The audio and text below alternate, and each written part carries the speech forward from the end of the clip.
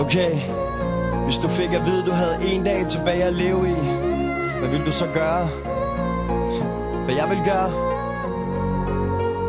Jeg tror, jeg vil hæve lidt penge på min firmakonto, løb ned og shop den bil, jeg altid har tænkt på. Vink, når jeg så min nabo. Hallo, jo, bilen er ny og 24 tommer alu.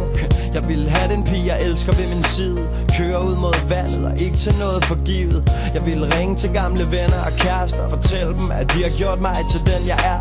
Kig mig i bagspejlet og sige, hey, det er godt nok. Sæde tilbage, vinduet ned og volumen op. Jeg vil give en fuck, hvorfor jeg var her. Bare smil og nyde af det var jeg. Jeg ville samle mine venner og familie op og køre videre ud mod vandet i en samlet flok. Så vil jeg tænke på, om jeg har givet nok igen til dem, der har givet mig så meget af dem. Jeg ville parkere bilen midt ud på vejen, og der skulle være musik, job, min egen. Og alle ville smile og bounce med hinanden.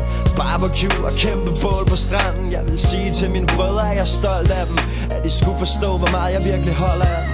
Jeg vil sige til min mor og far, at jeg elsker dem, og spørge dem, om de ikke skulle prøve at finde sammen igen. Fortælle mine venner, at jeg tror på vores kærlighed er større, end man kan sætte ord på.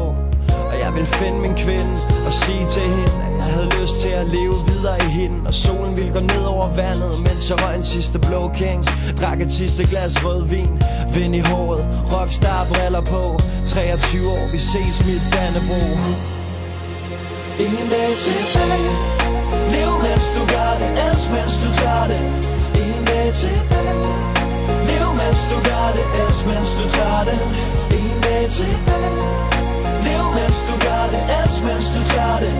Ingen dag tilbage. Lev mens du gør det, elsk mens du tager det.